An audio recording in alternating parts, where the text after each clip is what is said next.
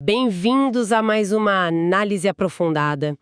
Quem está na liderança de um negócio, seja como fundador ou como gestora, conhece bem aquela sensação, né? O topo é um lugar bem solitário. É uma pressão enorme. Gigantesca. A responsabilidade de tomar decisões que definem não só o próximo trimestre, mas o futuro da empresa por, décadas. Exato. E não é só uma sensação, os números mostram o tamanho desse desafio. Uma pesquisa do Evermont Institute, que vai ser a base da nossa conversa hoje, mostra que só 36% das empresas familiares sobrevivem até a terceira geração. É um número muito baixo. E piora, quase metade das empresas brasileiras, assim, não tem nenhum plano de sucessão formal. Nenhum. É um risco enorme que muita gente ignora até ser tarde demais. Pois é.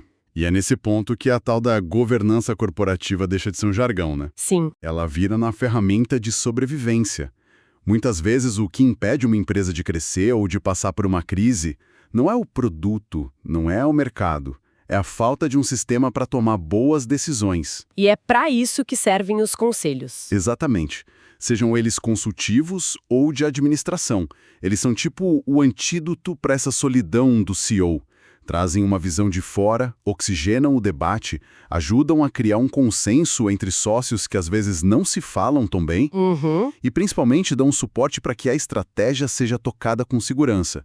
A nossa missão hoje é justamente mergulhar nesses dados de uma pesquisa com 133 conselheiros brasileiros para entender como essa ferramenta está sendo usada aqui no país. Certo, então vamos abrir esses dados. O primeiro ponto que me chamou muita atenção é que parece que está rolando uma onda de renovação. Sim, isso é bem claro. O estudo mostra que quase 35% dos conselheiros que atuam hoje entraram no mercado a partir de 2020.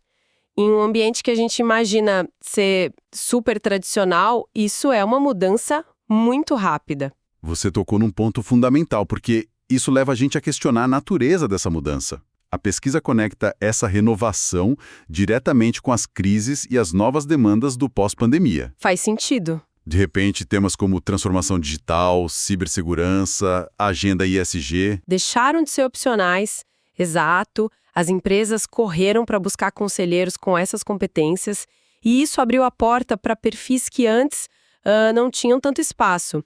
A grande questão é, a gente está vendo uma evolução real na mentalidade dos conselhos ou só uma reação para preencher umas lacunas técnicas? Essa é a pergunta de $1 milhão. É mudança de mentalidade ou só uma troca de cadeiras por perfis da moda? Para tentar responder isso, talvez a gente precise olhar para quem são essas pessoas. Qual é o retrato do conselheiro brasileiro hoje? O estudo nos dá uma radiografia bem nítida. A formação que predomina ainda é a tradicional, né? 36% vem de finanças ou economia, outros 17% de negócios e marketing. O esperado. Mas, como você mesma disse, já vemos o impacto da demanda por tecnologia.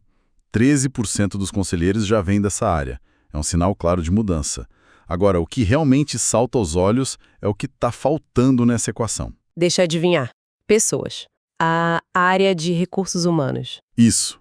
A representatividade é de só 3%. E o detalhe mais revelador, todos os respondentes dessa área são mulheres. Peraí, só 3% de RH? O que isso diz sobre como as empresas brasileiras enxergam o capital humano no nível do conselho? Parece uma área totalmente subestimada. Totalmente. E esse dado se conecta a um quadro ainda mais amplo e, eu diria, preocupante: a falta de diversidade. A amostra da pesquisa tem 77,4% de homens. Nossa. E quando a gente olha a foto dos conselhos, 27% deles simplesmente não tem nenhuma mulher. Nenhuma. 27%. E a grande maioria, quase 60%, tem só uma ou duas. Então, sim, a participação feminina cresceu um pouco depois de 2020, mas a subrepresentação ainda é a regra, né? A diversidade parece que está mais no discurso do que na prática. E esse perfil se concentra não só nessas áreas, mas também em idades e geografia, certo? O estudo mostra que mais da metade tem entre 51 e 60 anos e 2/3 deles estão no Sudeste. É um retrato bem específico, bem homogêneo. Essa falta de diversidade já nos dá uma pista sobre a cultura, né? Mas como isso funciona no dia a dia? Qual é a rotina de trabalho deles? Essa é uma ótima conexão, porque a estrutura e o funcionamento refletem muito essa cultura. Um dos insights mais práticos do estudo é como a governança evolui com o tamanho da empresa. É quase um roteiro. Ah, isso é interessante. Empresas menores com faturamento de até 50 milhões de reais optam massivamente por conselhos consultivos, em 71% dos casos.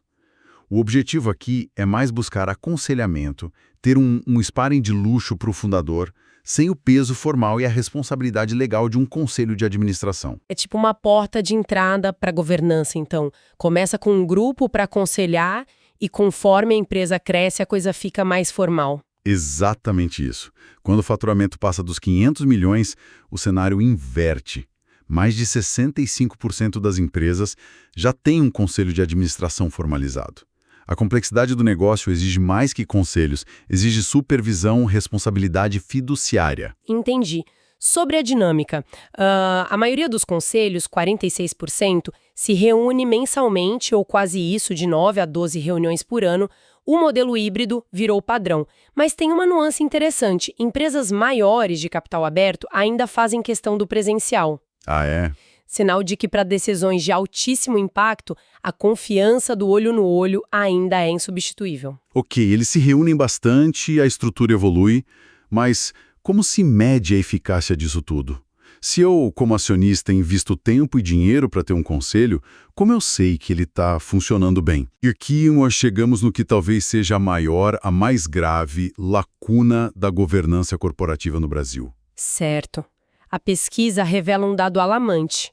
Quase 40% dos conselhos brasileiros não possuem nenhum mecanismo formal de avaliação de desempenho. Nenhum. Nenhum.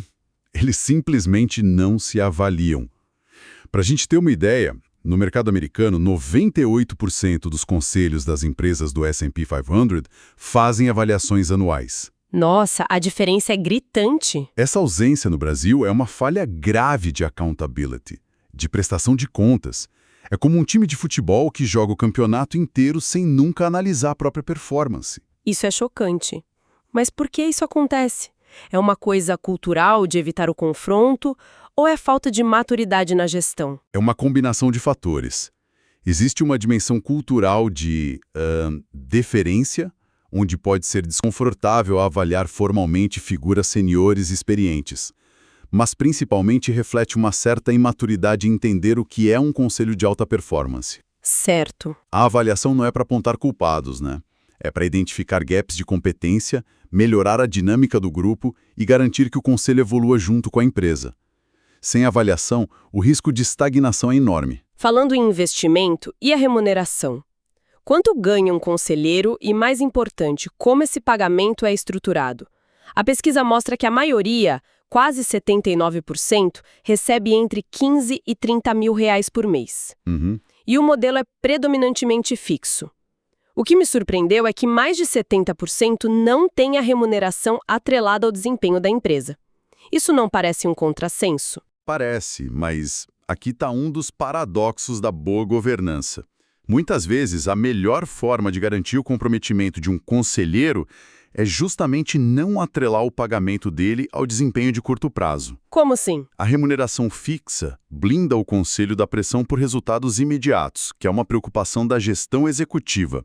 A missão do conselheiro é outra, é garantir a sustentabilidade e a criação de valor no longo prazo. Ah, entendi. Se o bônus dele dependesse do resultado do próximo trimestre, ele poderia ser tentado a aprovar estratégias arriscadas ou que sacrificam o futuro pelo presente.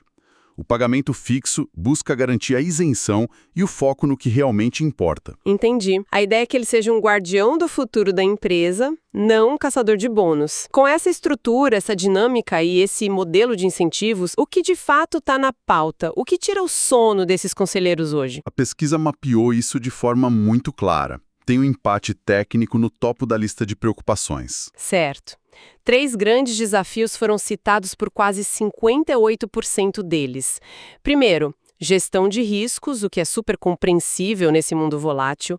Segundo, sucessão e desenvolvimento de liderança, o que ecoa aquele dado do início, da falta de planejamento. E terceiro, transformação digital e inovação. Basicamente, as dores de crescimento de qualquer empresa hoje. Exatamente. E como essas preocupações viram prioridades de ação para o próximo ano? O que eles planejam fazer? A prioridade número 1 para 67% deles é melhorar a performance financeira a longo prazo.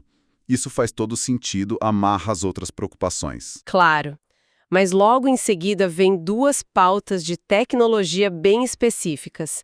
Integrar inteligência artificial na estratégia, com 56%, e acelerar a transformação digital, com 55%.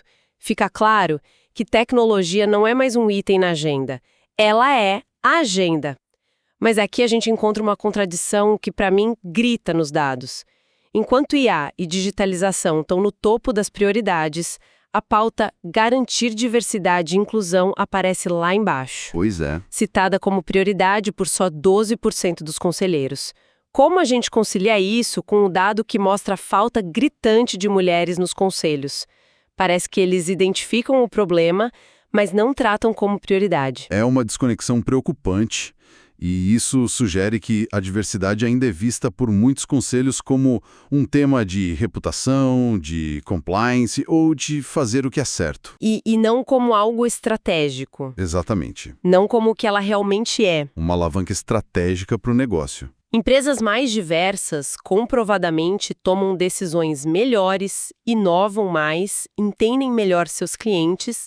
Ao colocar a diversidade em segundo plano, esses conselhos estão, na prática, deixando de lado uma ferramenta poderosa para alcançar a própria prioridade número 1 deles, que é a performance financeira. É um tiro no pé estratégico. Total. E a agenda ESG, que foi um dos motores para a renovação dos conselhos. Como eles estão lidando com isso agora que a poeira da urgência pós-pandemia baixou um pouco? A percepção geral é de que houve um avanço. Quase 75% dos conselheiros afirmam se sentir mais preparados hoje para os desafios de ESG do que em 2020. Isso é bom. Mas o dado fica muito mais interessante quando a gente quebra por faixa etária. Surge uma nítida divisão geracional. Como assim? Os mais novos e os mais velhos enxergam o mesmo cenário de formas diferentes? Exatamente. Conselheiros mais jovens, com menos de 40 anos, são bem mais céticos. Metade deles acha que, na prática, não houve mudança significativa no preparo para ESG. Já os conselheiros mais velhos, acima de 50, são mais otimistas, enxergam um progresso gradual e consistente. Isso pode indicar duas coisas. Ou as novas gerações têm uma régua muito mais alta e uma impaciência por mudanças mais profundas, ou os mais experientes valorizam mais os pequenos passos, por saberem de onde o mercado partiu. Exato. De qualquer forma, mostra que a conversa sobre ESG dentro dos conselhos não é nada homogênea. Isso nos leva à pergunta final, depois de analisar quem são, como trabalham, com o que se preocupam, o que impede esses conselhos de evoluírem mais rápido? Qual é o grande freio de mão que está puxado? A pesquisa aponta um culpado principal, citado por 38% dos entrevistados, a resistência à mudança por parte dos próprios acionistas. Dos próprios donos. Dos próprios donos. E a preferência deles por perfis tradicionais. Isso cria um ciclo vicioso difícil de quebrar. O mercado, o negócio exigem inovação, agilidade, diversidade de pensamento. Mas na hora de nomear um conselheiro, muitos acionistas ainda buscam o porto seguro de um perfil já conhecido. Geralmente homem, sênior, com background financeiro. Exatamente. Soma a isso o fato de que quase 20% dos conselhos não têm mecanismos formais para substituir membros e você tem a receita para a inércia. A cultura do "em time que se está ganhando não se mexe" ainda é muito forte, mesmo quando o jogo já mudou completamente. Então, fazendo um balanço de tudo que a gente conversou, o quadro é complexo. O Brasil vive uma transição clara na sua governança. Há uma busca por conselhos mais técnicos, mais digitais. Mais profissionais, isso, mais profissionais. Mas essa evolução esbarra em barreiras culturais muito profundas, a falta de diversidade, a ausência quase completa de avaliação e uma resistência à renovação que vem dos próprios donos do negócio. E isso nos traz de volta ao ponto de partida. Um conselho bem estruturado não é luxo, É o sistema que permite à empresa navegar por esses exatos desafios risco, sucessão, tecnologia e que, no fim do dia, garante que a liderança não precise tomar as decisões mais difíceis na completa solidão. Você resumiu perfeitamente a tensão que os dados mostram. O estudo conclui que o grande desafio é transformar avanços pontuais em impactos sistêmicos. E isso me deixa com uma provocação final para quem nos ouve estar no comando de uma empresa. Vamos lá. A questão não é se você precisa de um conselho de administração digno de uma empresa da Bolsa amanhã. A pergunta é: qual seria o primeiro passo, o mais simples e concreto, para transformar uma boa intenção, como ter uma visão externa ou planejar o futuro, em um sistema real? Certo. Pode ser trazer um único conselheiro consultivo, pode ser criar um comitê informal com mentores de confiança, ou pode ser simplesmente formalizar uma reunião trimestral para discutir estratégia e não só a operação. Qual é o primeiro tijolo que você pode colocar hoje para começar a construir a perenidade do seu negócio? Uma excelente reflexão para encerrarmos. A análise completa, com todos os gráficos e dados que a gente discutiu aqui, está disponível no estudo Board Trends Brasil. É uma leitura que vale muito a pena. E nós voltamos em breve com uma nova análise aprofundada.